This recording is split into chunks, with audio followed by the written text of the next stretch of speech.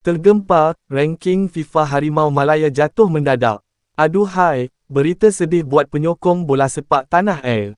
Ranking FIFA terbaru menunjukkan Harimau Malaya jatuh menjunam sebanyak 14 anak tangga, dari kedudukan 121, kini kita berada di posisi 135 dunia. Apa puncanya sampai rabak macam ini? Ini pecahannya. Pertama adalah isu dokumen pemain warisan. Ini punca paling parah. FIFA dan AFC mengesahkan berlaku masalah teknikal dan kepalsuan dokumen melibatkan 7 pemain naturalisasi kita. Akibatnya, status kelayakan mereka dibatalkan serta-merta. Kedua, kemenangan diubah jadi kekalahan 0-3.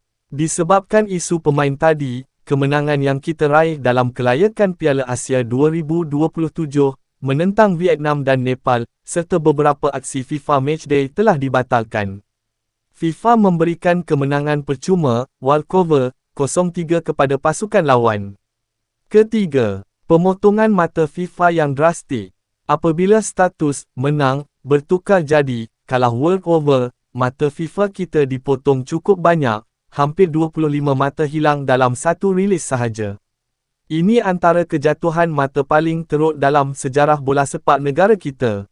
Keempat, denda dan penggantungan. Bukan setakat ranking sahaja jatuh, malah FAM turut dikenakan denda mencecah RM1.8 juta, 350,000 Swiss franc.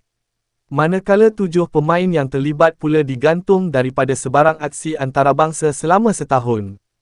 Adakah kita perlu reset semula skuad kebangsaan dengan ubi muda tempatan? Patutkah projek warisan ini dihentikan terus?